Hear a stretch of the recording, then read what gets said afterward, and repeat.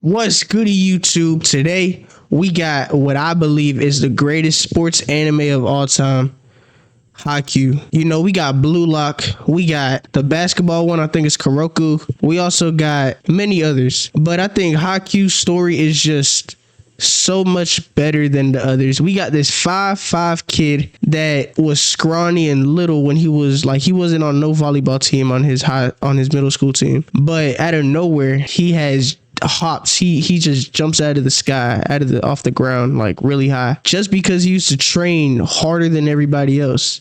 And who doesn't like a story like that? This kid, I forgot his name, but he's the one with the orange hair. He goes ahead and he faces all these 6'5" giants and makes the middle school team. But I'm not gonna spoil it for y'all. I'm just ready to watch this because last time I watched it was like in 8th grade, so I need to refresh my memory. We got 33 minutes in front of us, so I need y'all to grab y'all popcorn, y'all Cheetos, hot Cheetos, Takis, soda, juice, water, all your snacks. Sit back, relax, and without further ado, let's get right into it. I've never been a fan of sports anime. In fact, I've never really been a fan of sports at all. Aside from being forced onto my high school's curling team, I avoided sports like the plague. Up until the release of Blue Lock, I hadn't even watched any sports. You know, with these commentators, they be talking a lot about their lives. Like, we do not need a daggone life story. Just talk about the anime, buddy. Okay, season 1 starts at 1:32. Sports anime or TV shows at all. And all that you are. I'm not going to be going over every little detail, but I will be recapping the seasons. And if you clicked on this video, what did you expect other than spoilers? Talk to me. Season 1 starts off right in the mix of things. Our main character, Shoyo Hinata, is introduced and is seen watching a professional volleyball game, where the little giant is starring.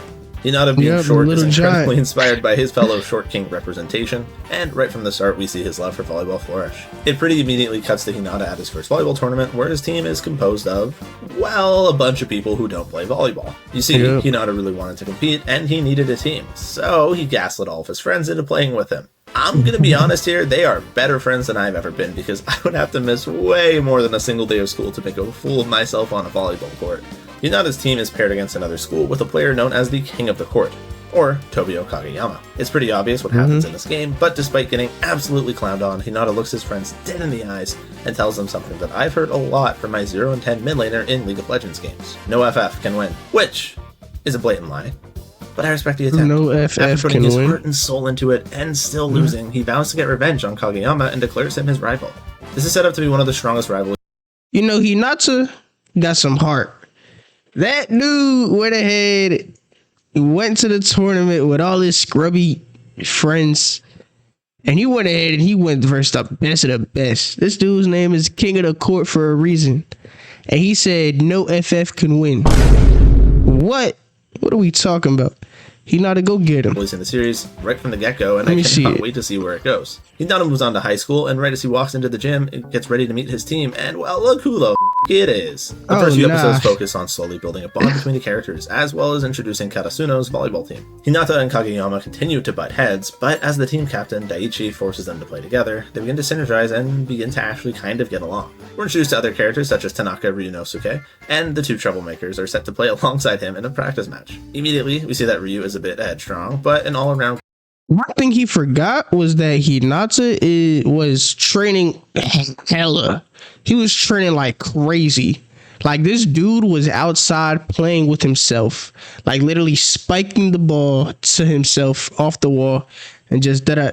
Like, y'all don't even know what went into it. This nigga, or this dude Hinata, was a different level. Who wants to help those around. Different level of grind. We're also introduced to Yamaguchi and Tsukishima, the biggest shithead in this entire show. The entirety of the season, whenever Tsukishima talks, I want to go back to high school to shove him into a locker. He's a blocker that is incredibly talented, despite not really having a desire to put much effort forth. In all honesty, if he grew up on Twitter, he would probably just be a doomer and would spend his days talking about how nothing matters at all. But luckily, he's just an anime character, so it's not my responsibility to bully him on the internet. During their practice, we see Kageyama and Hinata build up a crazy level of synergy, even developing their own combo attack. Eventually, we see the 3v3 practice game play out. At first, the boys are struggling, while Kageyama is having a hard time breaking out of his old habits, but they eventually sync up and take the game back thanks to their signature quick attack. I did not realize. OG legendary duo. I don't care. Like, that duo. OG.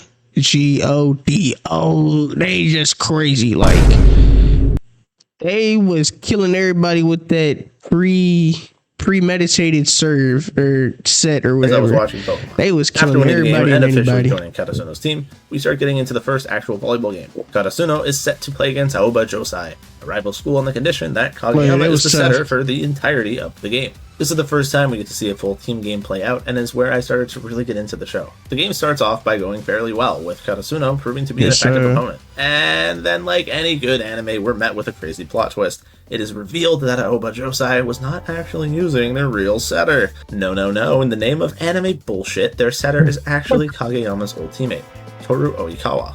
And look, this pretentious little shit is kind of the GOAT. Oikawa steps in, and despite it being relatively late into the game, he pretty much single-handedly drags his team back into it. Despite this, after some back and forth, Karasuno does close out the game though. Even though they won, everyone kind of realizes that they would have lost if Aoba Josai played with their full team from the get-go. It's hard to feel bad about winning a game, but somehow they managed to do just that. And they even made me feel bad, which I did not really want to do. You should feel bad. They didn't even have their own team.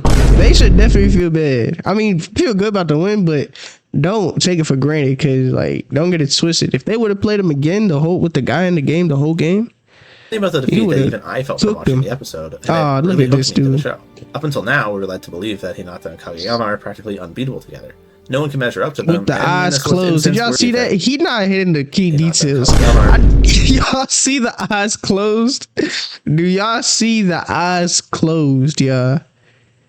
I'm trying to tell you, their chemistry was out of the roof, and this is the first game that they played. And in a swift instance, we're introduced to a player of an entirely different caliber. Karasuno needs to evolve to compete, so they head back and start picking up new players, just like Ash when he caught new Pokemon before the Elite Four. We meet Noya, who is the Libero, which essentially means dang, we're already this far into it? Oh my goodness. I thought he came like damn near in the middle of the season. Balls. I think I met a few Liberos at university parties back in my day. Yeah, what? Sorry. Noya will only join the team if they get their ace, Asahi Azumane, back. He originally stepped down because he felt like he didn't deserve the position. So they got him to come back for a practice game to, gas him up a little bit. We're introduced to Yukai, who acts as their new coach and was previously a player for the school back in his day. Here we learn that the boys' team is going to be playing against Nekoma, their old rival. Now, as a weeb, I'm seeing a pattern here. Neko, cat. Karasu, crow.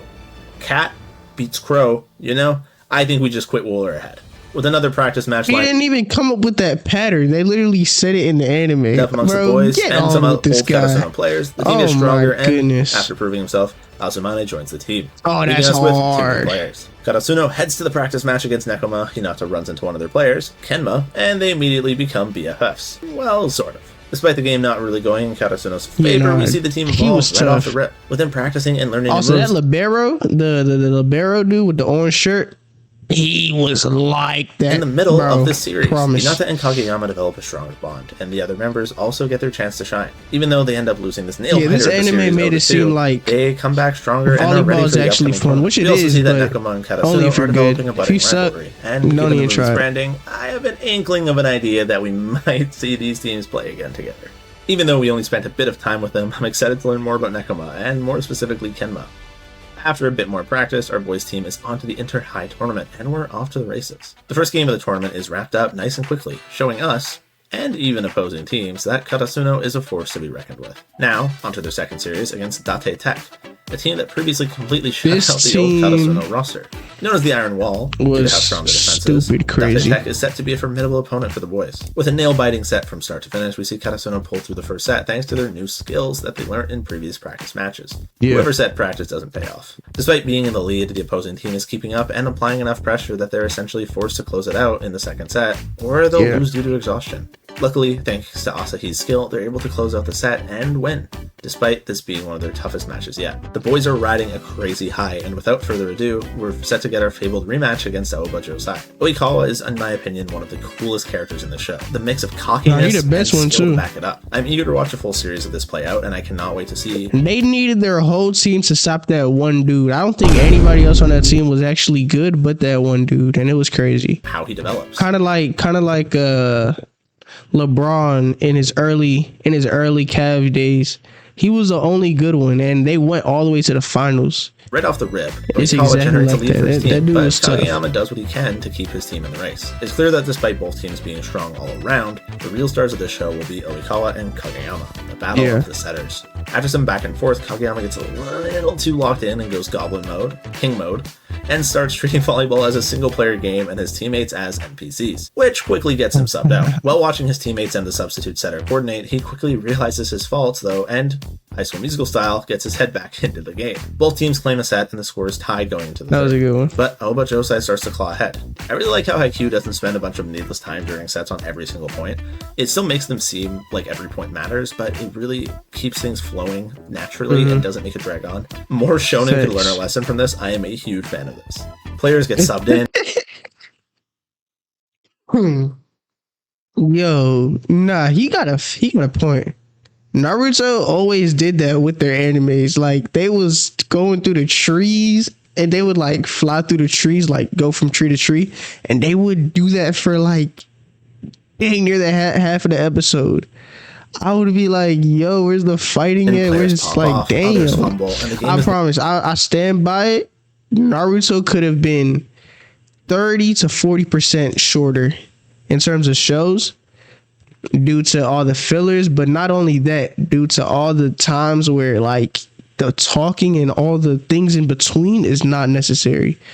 Nearing a daunting tie. With both teams at 25 points, we're in overtime, and the first to lead by 2 gets to leave the victors. The length of the game is draining, and both teams are making mistakes. But all that matters at this point is who wins. History does not remember the losers. Despite their best efforts and a crazy close set, Aoba Josai is able to block Hinata's final spike, closing the game out with a score of 33 to 31, which is absolutely insane, given that we were tied at 25 to 25. Despite the absolute heartbreak the team is feeling, back and forth. It's clear that this set alone has helped them to drastically improve. It's evident this is going to pay off later, but this is soul-crushing. The team goes for a funeral dinner of sorts to not only celebrate how well they did, but also to mourn their loss. Despite doing better than I honestly expected, they all sob and cry a little bit as they eat. Look, I'm not judging them. I've been here before. I know I said I'd never played any sports, but I am a pretty big nerd, okay? I spent a few years competing in an esport. We're not going to talk about which one, don't Google it. And often getting very close to victory but failing to close it out was the worst feeling, no matter the circumstance. I would rather lose the first round of a tournament than lose deep into it. It doesn't matter how much I improved, it was devastating. I'm with you, Karasuno. I'm also crying in the club for you. After the dinner, we get a glimpse of what's to come, and we find out that Aoba Josai actually lost in the finals to Shira Torizawa, the best team in the region. Oh yeah, so, bright side, those dudes even if were crazy. Won, they probably would have been stopped in their tracks in the finals, which, you know, a little doomer of me, but it's always a little bit bright side, meaning that even if Karasuno won, they probably would have been stopped right in their tracks. Overall, I really enjoyed the first season of Haikyuu, and I hate to say it, but my friend might have been right. I felt invested pretty much from the start, and while a bit of the earlier training games didn't engage me as much, later matches had me so hooked that I could sit through pretty much anything for this team. Even in just one season, we saw so much character growth and development, and while there are some clear winners such as the Dynamic Duo or Oikawa, and clear fucking nerds like Tsukishima, I'm really vested in pretty much everyone's future. Oh, the opening and ending songs are also complete bangers, and they've made their way into my Spotify playlist. I'm a shonen expert of sorts, and I know that usually each season gets a lot better. So I'm excited to see what happens. I want to see how hype things get. And without any further waiting, let's jump right into Season 2. Season 2 takes a bit of a slower pace when starting off. Our main duo runs into the high school volleyball GOAT and threatens to crush him. We have a bit of slice of life fun with exams around the corner, and get some development on Yachi, who ends up being our new team co-manager. From here, Karasuno heads over to the training camp, missing Hinata and Kageyama as they're stuck doing makeup exams. We're also introduced to the age-appropriate simp magnet, Tanaka's sister, who bounces into focus every time she is on screen. After many losses, the dynamic duo comes back. They try to get people. Hinata also meets Lev, Nekoma's new player. This meeting happened in the bathroom again. I think Hinata might be a little bit of a pervert. From here, we get all the good old shonen basic tropes. Our duo has an argument, they split off to practice by both seeking out a mentor, and after practice, they reconcile. All of Karasuno is undergoing training, as they want to improve drastically, giving us the typical shonen showcase. Well, everyone except for the little shit. After sandbagging for a bit, though, he eventually gets dragged into training by other teams and begins to put in a little bit of effort at the least. In some ways, it's kind of like a group project, and look, I have been there before. I get it. But when you're in the anime that I am currently binge watching, you better get to work, buddy. After honing their skills, Karasuno still loses their final game in the training camp to Fukuro Danai, one of the best teams in the region. But overall, they look much better than they did before. They are starting to actually look like a team again. Now, if you haven't picked up on it from my tone, this was probably my least favorite part of the series. That isn't to say that I disliked it, but in general, training arcs have never really pulled me in. Yeah. Whether it's Hunter x Hunter digging out rocks from a mountain, or Tanjiro cutting a giant rock, training arcs tend to lose me a little bit. Come to think of it, it's a little bit weird that shonen always has a heavy emphasis. But that's the thing, like, they need it, you know? They need to train because they can't just jump from one thing. You can't see the orange hair kid, I forgot his name, missing the ball or, you know, jumping this high and then the next episode he jumping all the way higher. Now, I don't like it either, but I feel like every anime needs to do that. And, maybe time skip, maybe like, what's their names did? I forgot. One Piece, but I don't think this is that type of anime. That's a different one because they got dang near 1,000-some show episodes and for training arcs, isn't it? I did enjoy the first part of season 2, strong, for sure. I think that it is the overall weakest part of Haikyuu. A lot of great character development starts here, but I didn't get the huge payoff. It's not horrible though. But this definitely set the stage, and without it, we would not have gotten some of the most hype moments to come. The second part of Season 2, on the other hand, is, well, it's gas the entire way through. It also has the best opening in the entire series, and yeah, you know which one I'm talking about. Now that our team has digivolved, it is time for the spring tournament, which will bring the winner to Nationals. Hinata meets a player from the opposing team. Once again, you can probably guess where. I see what you're into, buddy. And the games kick off. Everyone, including us, notices how much the boys have improved, and it feels incredibly gratifying to watch. You start the series off knowing that they're good, but quickly learn that they have an incredibly long way to go. But with every match that they play, I found myself believing just a little bit more and more. Maybe they actually can do this. Karasuno wins their first game, and they move on to the next round, where they'll face off against a team with someone who is 201 centimeters tall, or for the people like me who speak in real numbers, almost 6'6". This is the daunting mountain for Hinata to climb, but once again, they prove everyone wrong and win thanks to a crazy block from Hinata. This short boy has got hops. The first 2 games of this tournament were relatively fast and inconsequential, but hype nonetheless. The team gets a little bit of practice and reflection in before their next series, with even Tsukishima getting help from his brother. The next ones take place over a few more episodes, but at this point, I was incredibly hooked and I could not stop watching. Karasuno wins the next game, but this time things were much more chaotic thanks to their opponent's playstyle. Somehow making their way through the gauntlet, they are set to play their next opponent, Wakutani South, a team fielding another short king. The game proceeds as normal until Daiichi does an oopsie and wipes out, going unconscious, thus leaving him to be rendered unable to play. Okay, pause for a second. Before I watched any Haikyuu, TikTok fed me a video from this scene where instead of Daiichi wiping out, they said he got shot. I didn't Google anything for spoilers, but do you know how confused I was going into the show thinking there was a certified America moment? I thought this was an anime about volleyball. I was so confused. Real talk, I am glad he didn't get shot. I'm glad it is just a minor concussion. That's funny. But let's get back to it. The game continues, Karasuno subs in new players, and thanks to the power of anime, they prove that they don't really need their captain to win. Or something along those lines. At the same time, Date Tech is playing Aoba Josai in a nail-biter, but the GOAT Oikawa closes out the game, leaving them to be Karasuno's next opponent. At this point, I kind of figured they'd be playing each other, and I could not be more hyped. This is what I have been waiting for. Oikawa has quickly become one of my favorites, and while I expect him to get crushed, this is a rematch that I am excited just because it's anime. This series was an absolute nail-biter, and at this point is by far the peak of the series. Karasuno pulls ahead in the first set, but Aoba Josai subs in a new player and begins their comeback. In response, Karasuno subs in Yamaguchi, God, I love saying his name, and they try to claw back the second set, but Oikawa pops off and closes it out. Going into the third set, pretty much anything could happen, and like a sideline soccer mom, I just want both teams to have fun. The third set sees players getting heated, new techniques developing, and simply put, good-ass volleyball.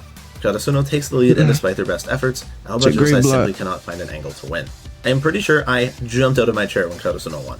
I try not to look at the episode count when I'm watching shows, but going into this, I realized we were really, really close to the end of the season. Yeah, that was a close fight. I remember that one. If that happened, there might have actually been an America moment from Kageyama. After some reflection and celebration, we have Karasuno set to take the finals against none other than the volleyball GOAT that they ran into in the... That dude was a different level. He was always a step above everybody else since a youngin' too. That nigga was the prodigy. He was the LeBron James of Haikyuu. It's first crazy. episode of the season. Now, if that isn't some anime like bullshit, the orange haired dude is the Muggsy Bogues. The other dude, I'll say, who is LeBron's like runner upper? Who was compared to like Anthony Edwards or something? I don't know. I don't think anybody was ever compared to LeBron James. That is a big comparison, but y'all know what I mean. Season 3 is set up to like be he's like the watered down version of that dude. That dude was so tough. Season 3 is so tough. You're telling me that there was a break between this game and the tournament's resolution? Now that is some anime bullshit. Some quick Googling told me it was only about a 7-month wait between seasons, but if I was watching this weekly, this might have been my 13th reason why. No, seriously. Can you imagine if we had to wait 7 months after Sukuna fought Volcano Man? Or what if there was a break between rounds of the Chunin exams? Or, even worse, what if there was a couple-month break after Gon climbed the tree and spoke with his father? Oh, yeah. No. That's my bad. Overall. No. That is a fact. I was about to say, because do I not know about a season in Hunter x Hunter? That's my favorite anime. And to this day, I think I've emailed them before. Like, they need to... I honestly don't know. I heard that the creator is not able to write or something and this and that. At this point, I might just have to read the manga, and I'm not even like... I literally watch it in dub. I go for the story. I'm not going to read the daggone manga, but it's so good that I might just have to. I might just have to. Season 2 of Haikyuu was great, but I need them to release another season of Hunter x Hunter, though. I think I might have overall enjoyed it more than the first season, but the first season of any show brings new excitement and wonder, and I think that feeling alone bumped it up for me a little bit. On top of this, I think the training arc did a wonderful job setting things up for future episodes and seasons to come, but it did have a bit of a hard time keeping my attention at times, so I do think Season 2 might have been the weakest part of Haikyuu in my opinion. Again, don't get me wrong, I loved the season, and while training arcs do bore me as I said, I wouldn't even consider skipping an episode if I rewatched it. Whereas Tanjiro the goddamn rock, that's an entirely different story. I think that Season 2 immediately giving us a payoff following the I haven't even watched Attack on Titan like that. Watching the team practice, put in the work, not Attack on Titan, Demon Slayer. Shitting on almost every team in the region, including one of their rivals, really gave us a solid reward. There's a little bit of a bitter taste in my mouth with the pacing and splitting of Season 2 into 3, but seeing as I binged the show, this was not an issue for me. Now, if this did upset you as a weekly watcher, well, sucks to suck, and I'm sorry for bringing up your trauma, I guess. Yeah, watching this weekly probably was so traumatizing. That any game could top the one that just closed out. They had you wait a whole week and then a whole 7 months for the next season? Like, just right after the final battle was about to begin? Heck no. Right, guys? Before watching Season 3, I can already tell that it's going to be pretty amazing. It is the highest rated of the seasons on my anime list. Season 2 ended on a crazy cliffhanger. And my friend said it is his, and I quote, favorite piece of anime media ever. That is a crazy high bar from somebody who started watching Shikanoko Koshi Tantan, but we'll skip right over that. The opening of this season is also one of its best ones, but it doesn't top Fly High, it's just not possible. The ending song did err on the forgettable side, but that's not to say it was bad, just didn't really impact me as much. Season 3 showcases our boys, Karasuno, fighting off against the best team in the region, and their toughest opponents yet. They were. They definitely were. Let me show y'all who was tough. In the region, and their toughest opponents yet. This dude obviously was a beast.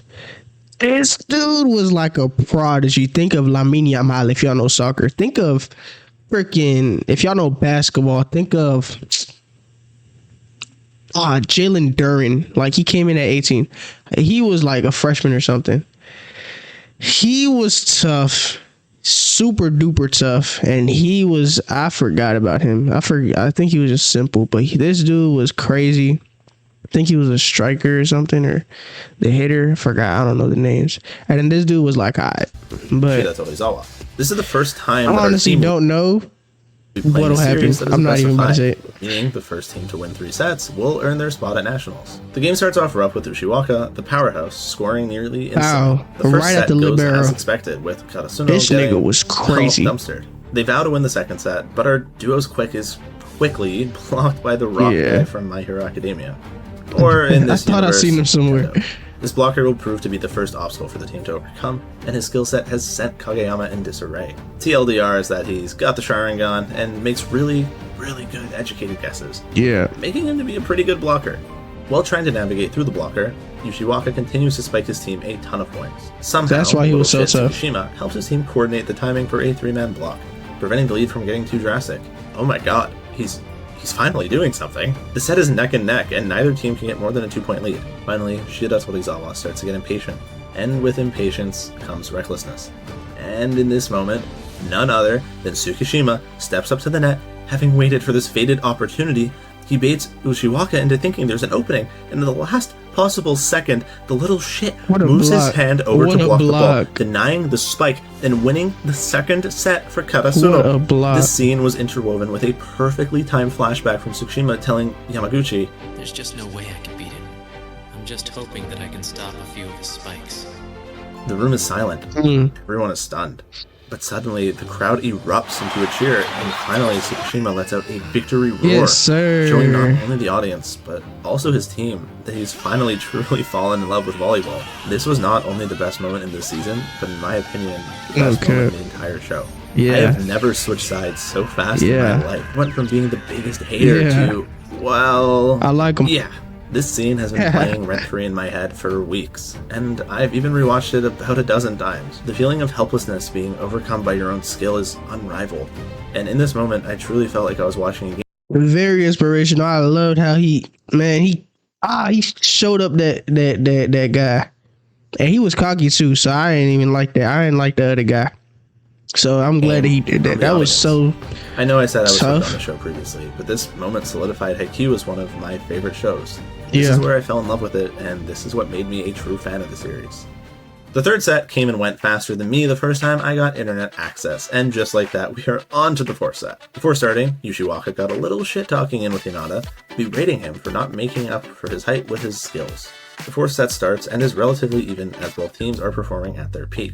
Despite being down in match score, Hinata won't let his resolve falter and continues to adapt to any situation. I didn't know he blocked it. The game is incredibly close, and despite the exhaustion that comes with such a long series, Karasuno closes out the fourth set thanks to Hinata using his left hand.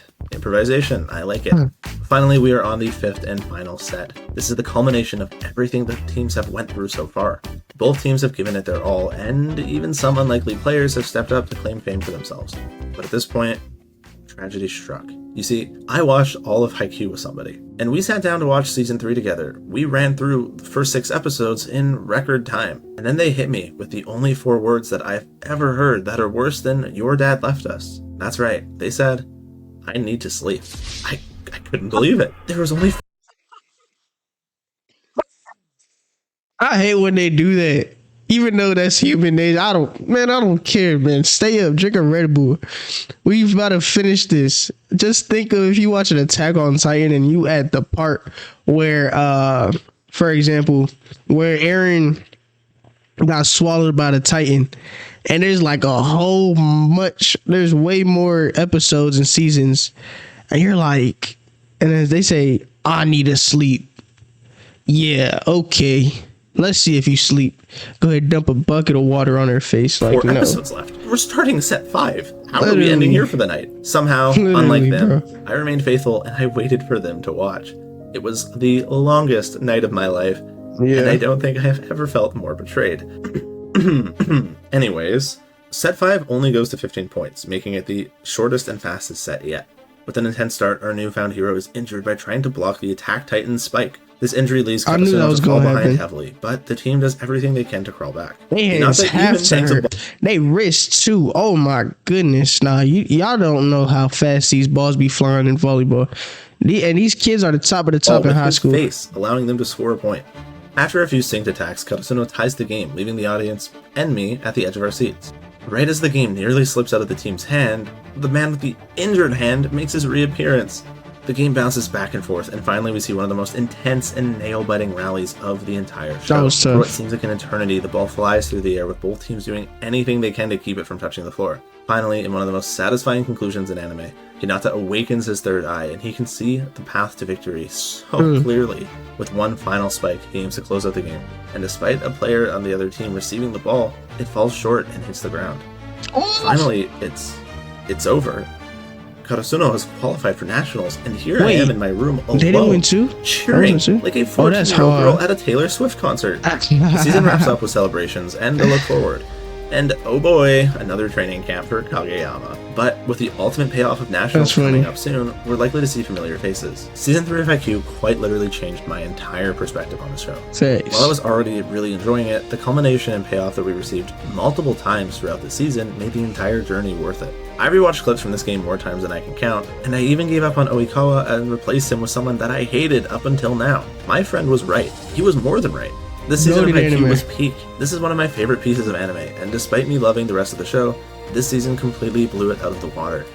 I don't know what lies in store for me in Season 4, but one thing is certain. Karasuno has changed my entire outlook on the sports anime genre.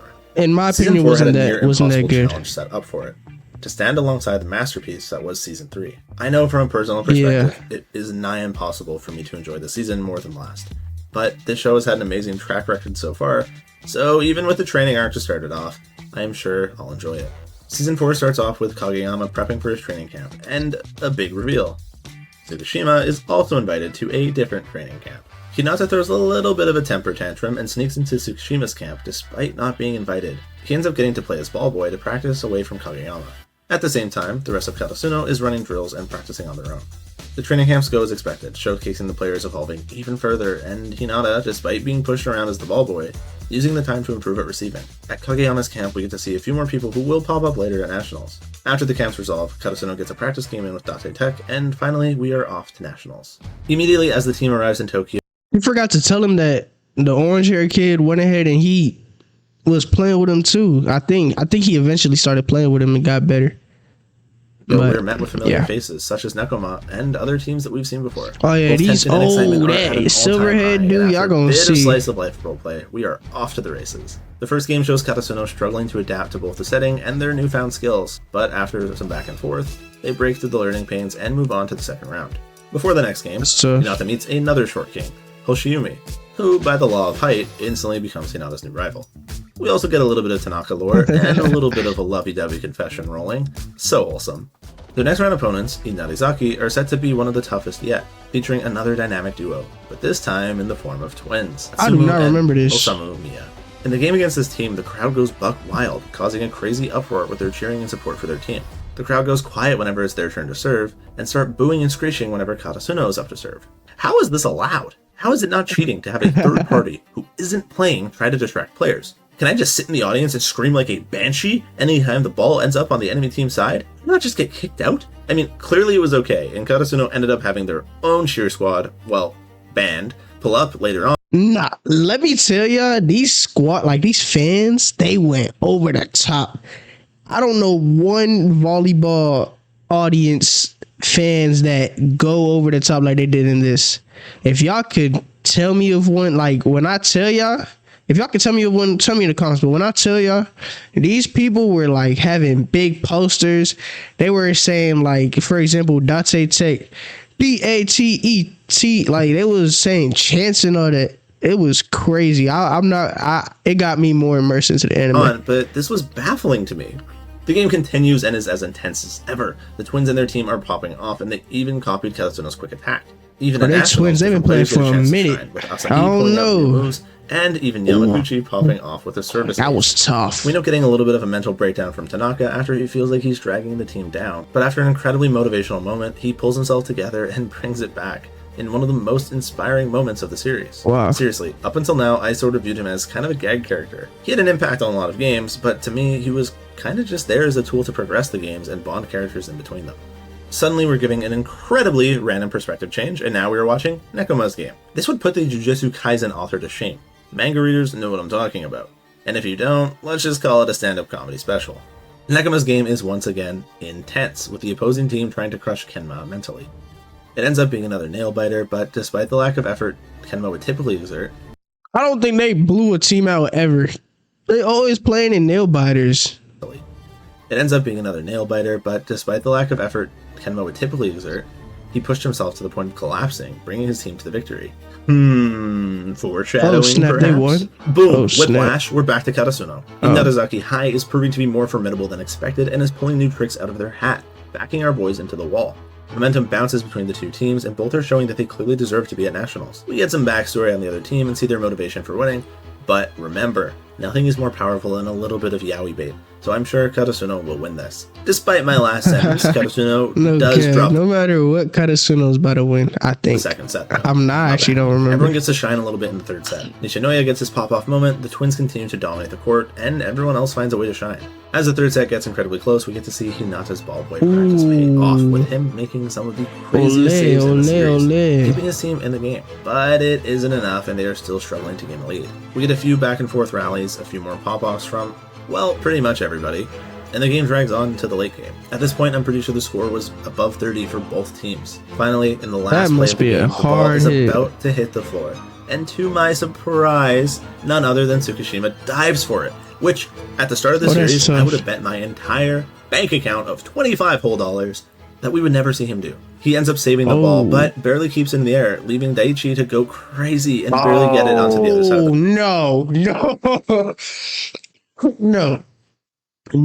No way that sequence just happened. What? Guys, in the last play of the game, the ball is about to hit the floor. And to my surprise, none other than Tsukishima dives for it. Like, do y'all know how hard it is to do that? Entire bank account of $25 put it even further. Do y'all know how hard it is to do what this guy's about to do? He ends up saving the ball, but barely keeps it in the air, leaving Daichi to go crazy and barely get it onto the other side of the court. The Twins try to close out the game with a quick attack, but get denied by our duo of Kageyama and Hinata, thus winning the game for Karasuno.